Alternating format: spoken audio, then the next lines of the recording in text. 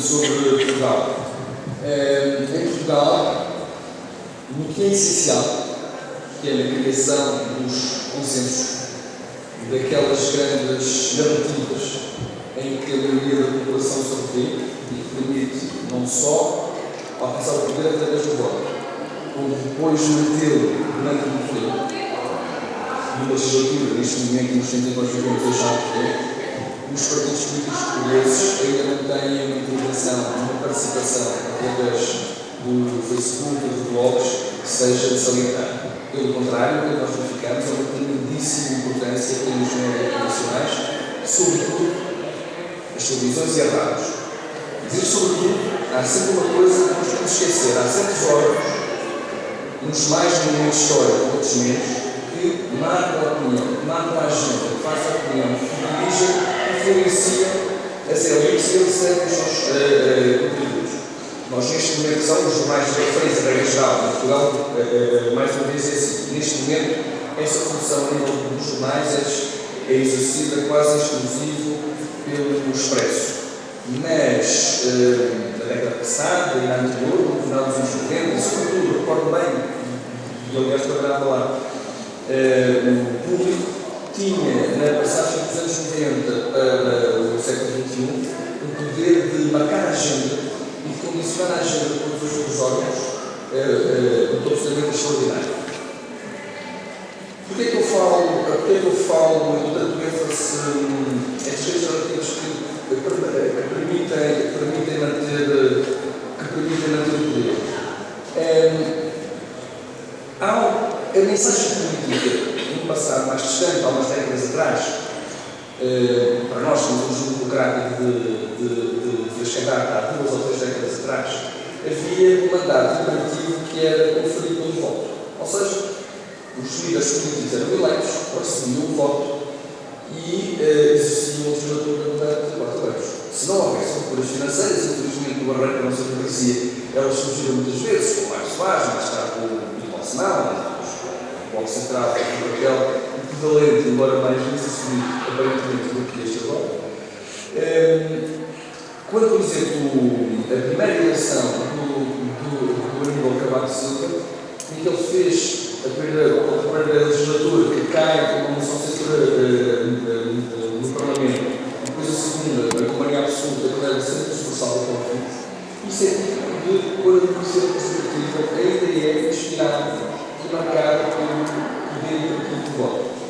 O que significou, sobretudo a partir dos anos 90, é que esse poder que legitima o exercício do poder político passou a ser exercido pelos médicos. E crescentemente, em Portugal, há uma data que é 1992, que é quando surgem as duas televisões primárias, a TVI e a SIC, essa legitimação passa a ser feita diariamente. Primeiro o ritmo mais lento, nos anos 90 é o ritmo mais lento, semanalmente, mas todos devem recordar, que mais fácil só recordam nada, só os mais velhos que não. Mas pronto, devem já ter ouvido falar que na fase final do cavaquismo, nos últimos anos da sua legislatura, de 23, 24, 25, o professor Cavaco Silva era contestadíssimo, era constante ridículo por todas as pessoas, havia um ambiente muito crítico em relação a ele. E foi possível, apesar deste movimento já ter começado, foi possível acabar sem um problema institucional o seu mandato. Isso já não foi possível em depois, por exemplo, com o António Guterres, que sem ter uma maioria absoluta é certo, mas tendo tido a melhor votação sempre até à altura do Partido Socialista, ele, no seu segundo governo, ele não consegue ter um dia de chave de graça. A comunicação social entrou em conflito com o resultado sempre da urna, em que o PS elegeu 115 deputados, metade dos deputados, e os órgãos de comunicação, os médias, não deixaram, através das suas notícias, reportagens, comentários, crónicas, opiniões, não deixaram o governo um único dia em paz. E ele demitiu-se uma noite de ir ao Papa, não sei que os resultados não tinham sido tão desastrosos assim para o seu partido.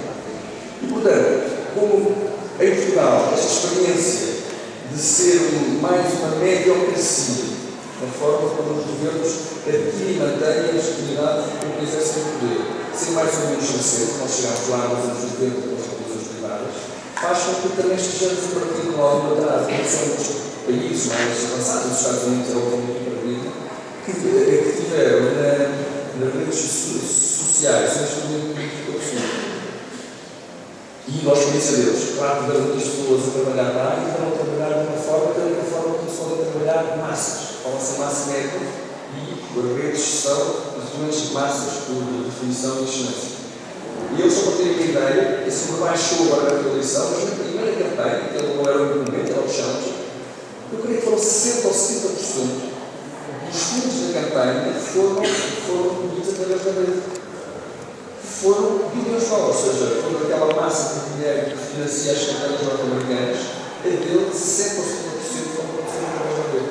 Tinha muitos clientes, sobretudo, qual é que era o jogo? O jogo era, eu tinha essa proposta estratégica, que uma palavra muito curta, era romper com duas ou três coisas da administração Bush, era sair do Iraque, acabar com a guerra no Afeganistão e começar a construir um Estado social. Basicamente é isto.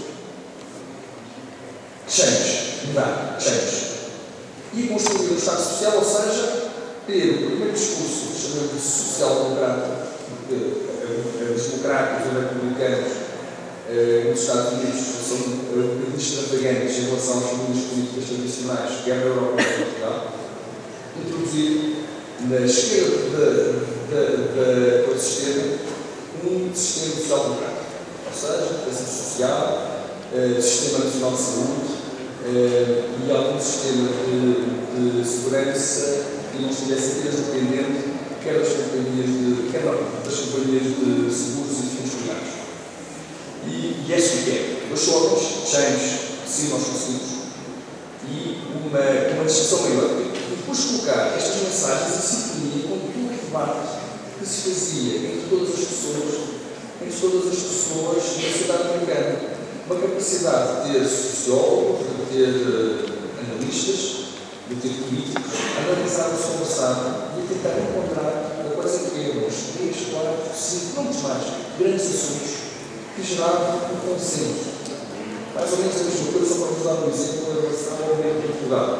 Que há um grande consenso em Portugal sobre a forma de guiar a política do país, a política macroeconómica. É parar a autoridade, desacelerar a autoridade e dar alguns incentivos à economia. É um consenso que existe e está mais ou menos, como é que eu vou dizer, está mais ou menos simples, está à espera que haja alguma coisa que acabe ao mesmo.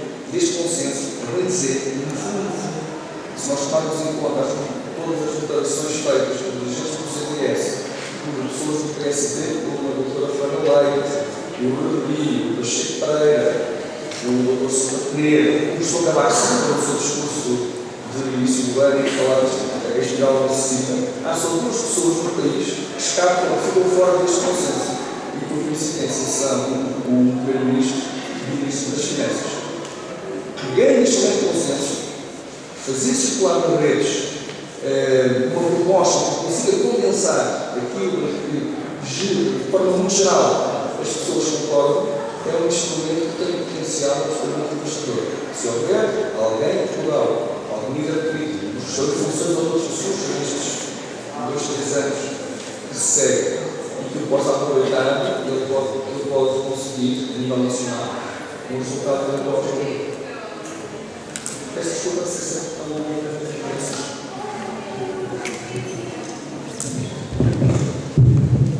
Posso falar?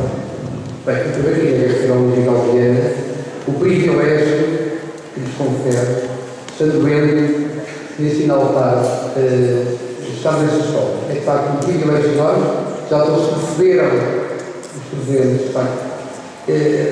O grau desse privilégio, eu só tenho a agradecer ao Miguel Viana, de facto, por ter aceito comigo. Isto é um tema que eu gosto particularmente.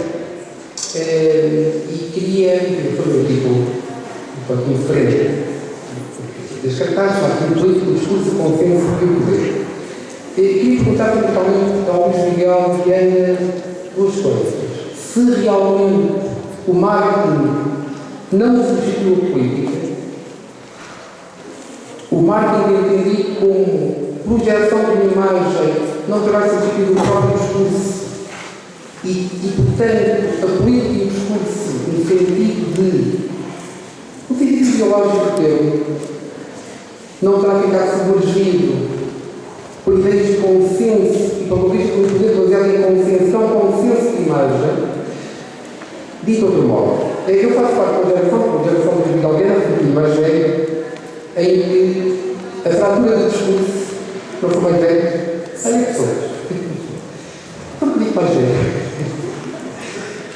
Mas faço parte de uma geração fora da Miguel Guerra da política, e em que o discurso era o principal objeto da luta política, porque era um discurso de fratura. Havia um consenso sobre o regime democrático, a partir daí havia, de facto, divergência, discussão, fratura política a nível do discurso político. Sendo que o objetivo era sempre o mesmo, de facto, a obtenção e manutenção e a produção de poder. Hoje em dia, é curioso ter falado do caso do Obama, porque, de facto, o Obama não é só imagem e só marketing. O Obama, de facto, houve um discurso diferencial, de Estado social, um certo keynesianismo, etc., totalmente, aliás, ao fim do consenso europeu da atualidade. No Obama, na verdade, parece a mim que o marketing esteve ao serviço de uma verdadeira proposta política fundada e ideologicamente diferenciada. Mas na Europa, a partir da terceira guerra do Bué, nos últimos 10, 15 anos, parece não haver discurso político sequer, tanto à direita como à esquerda. Isto é, hoje nós não sabemos verdadeiramente o destino.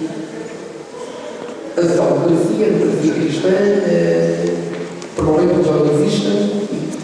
Eu fiz um exemplo ontem, quando o primeiro-ministro fez uma proposta qualquer, quando ouvimos do líder da oposição, eu já lembrei disso, disse isso há meio atrás, e por aí fora.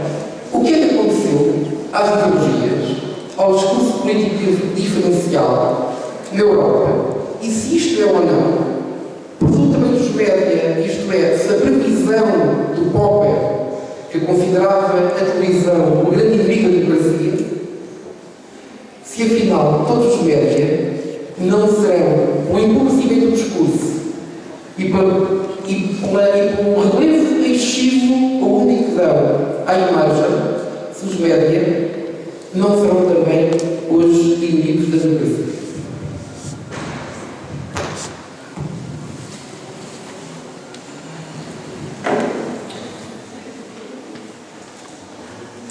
Muito obrigado, Manuel. São perguntas, são das perguntonas. Eu vou assistir a querer dizer tudo o que acho sobre estes assuntos.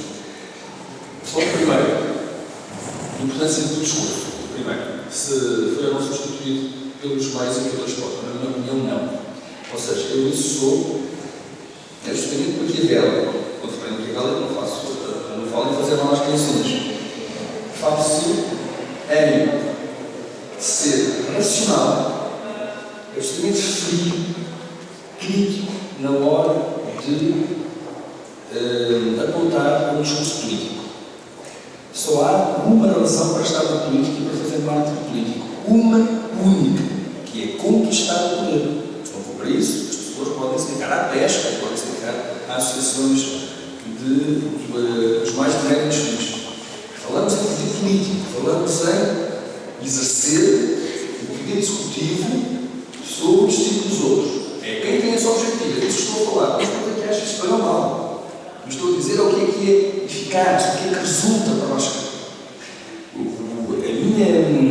A minha tese, digamos assim, é que a base de tudo, aquilo que eu chamei a fase 1 do marketing político, é construir um discurso que esteja apto a conquistar as pessoas, utilizando bem a fase 2, que são os meios que ela se vai ser conquistada.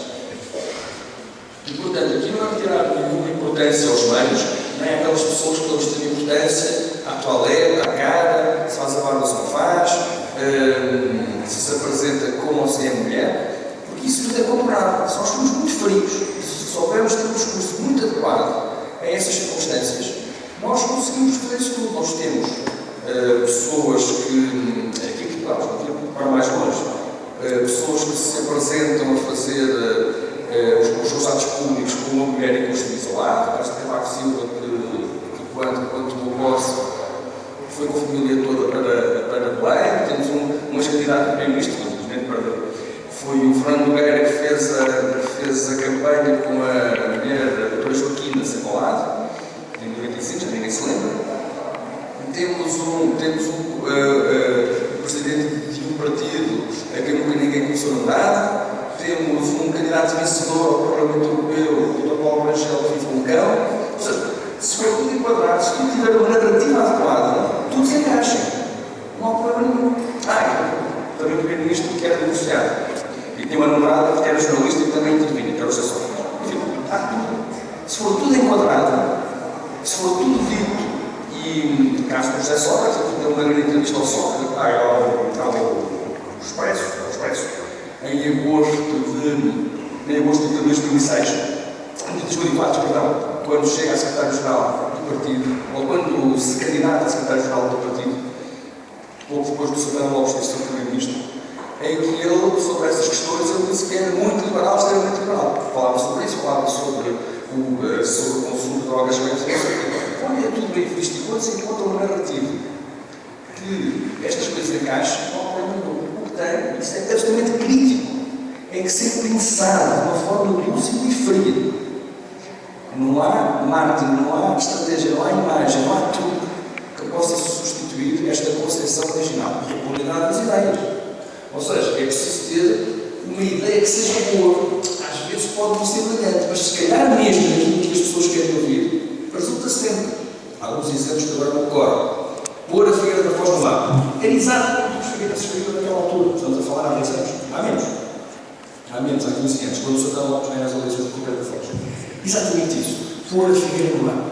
Tinha aquela reminiscência dos seus anos mais dourados, até aos anos 30, que recebiam muito turismo espanhol.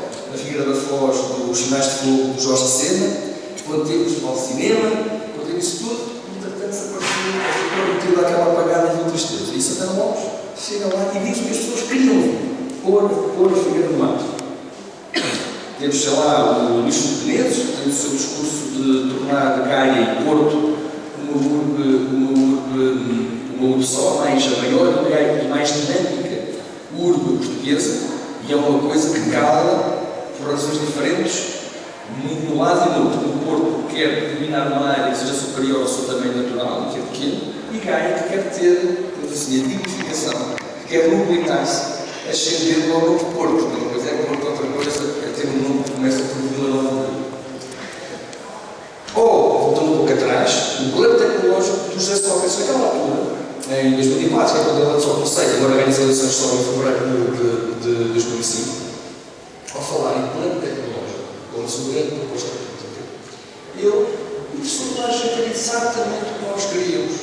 Já estamos na Europa, já temos uma economia de mercado, já temos estradas, já queremos ser tecnológicos como os outros, queremos ser mais produtivos, queremos nós, com a nossa organização, com os nossos empresários, com o nosso capital, nós queremos e trabalhamos muitas horas, mas não somos tão produtivos como os alemães, como os dinamarqueses, os suecos, os holandeses, que todos que trabalham menos horas que nós, mas como têm melhores gestores, têm mais preparação, estão há mais tempo nisto, produzem muito mais do que nós. A relação entre o esforço e o capital investido é muito superior à nossa.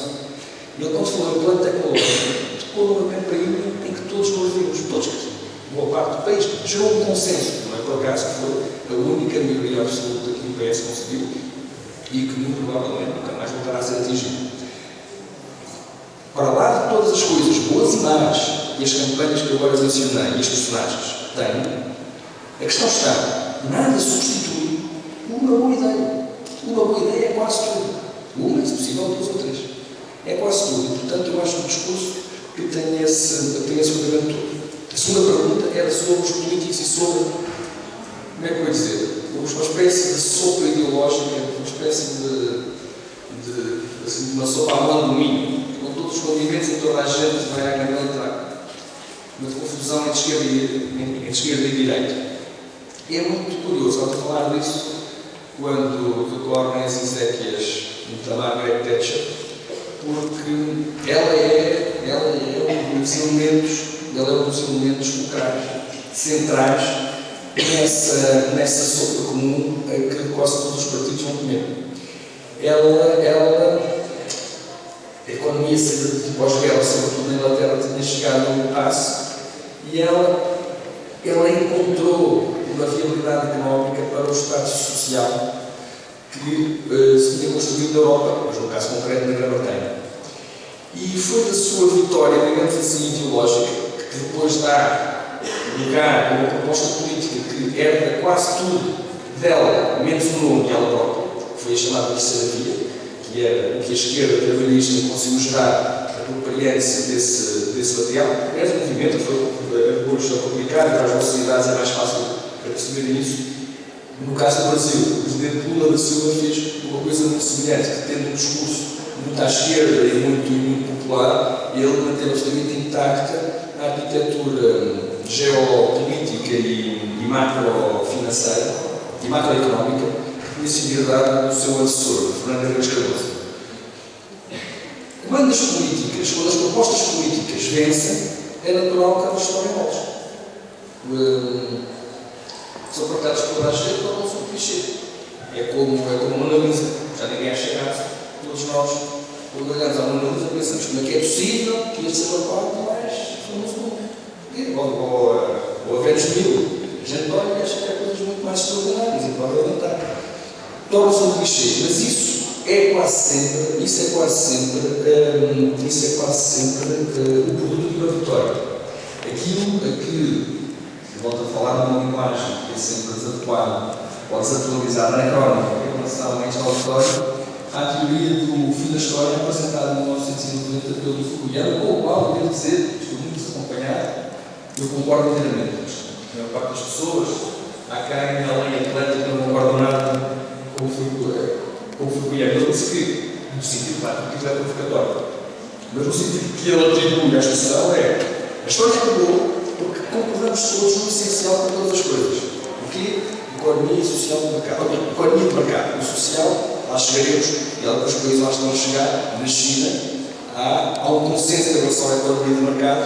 Introduzir o social ainda vai demorar algum tempo. Mas eles estão a caminhar, apesar de tudo, nesse sentido. E, portanto, há essa consensualização.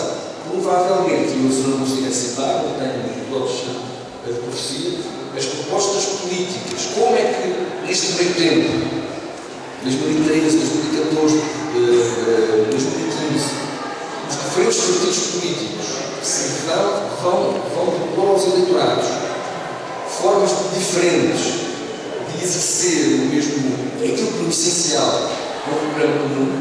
Isso é que eu não consigo antever, mas vai ser aí, vai ser o fator como é que nós conseguimos pagar a dívida e voltar a crescer. Caso aqui em Portugal. Ideologicamente não há nenhuma diferença. Tudo se vai jogar nos métodos que cada partido conseguiu. A terceira pergunta, que era da televisão e dos meios de comunicação, da mediocracia e de ter condenado a democracia. Essa é a questão. Era a questão que eu falava há pouco. Nós vivemos num estado mediático retira ao voto o seu poder imperativo. Nós dizemos, isso é mau. Tem uma parte má, que é das pessoas votarem e depois terem que andar todos os dias na televisão os políticos a legitimarem o seu mandato. Isto não acontecia no passado. Isto parece mentira, mas nos anos 80 ou nos anos 90, o ministro podia decidir durante um mês não falar a comunicação social. Era possível, muitos faziam. Faziam calmadamente e com um ganho de tempo. Mas é completamente impossível. Um ministro não pode estar 2 dias sem aparecer. Se está 3, isso é assunto, isso é notícia. Agora, isso é mau e liberdade democrática. Se há coisa libertária, é a liberdade de imprensa, claro, a liberdade da comunicação social e, sobretudo, mesmo com as mentiras, mesmo com os erros, as manipulações e os enganos que andam um pouco anarquicamente por todas as redes, por todos os blogs e Facebooks, o ar de liberdade que se respira disso é sempre um ganho para o espírito democrático. O espírito que defende a igualdade, a fraternidade e a liberdade. E, portanto, estamos aqui numa situação difícil, que é como é que compatibilizamos a democracia representativa, que são os sistemas típicos do mundo ocidental, com a nova sociedade de informação.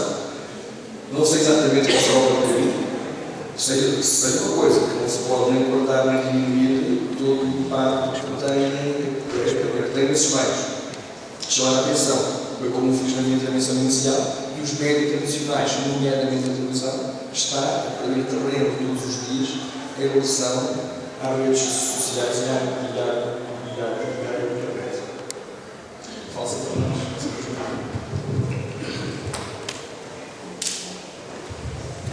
Boa tarde. Acabou esta última intervenção por responder à pergunta inicial que eu tinha para colocar, mas adiante. Falou no discurso político pela forma e não pelo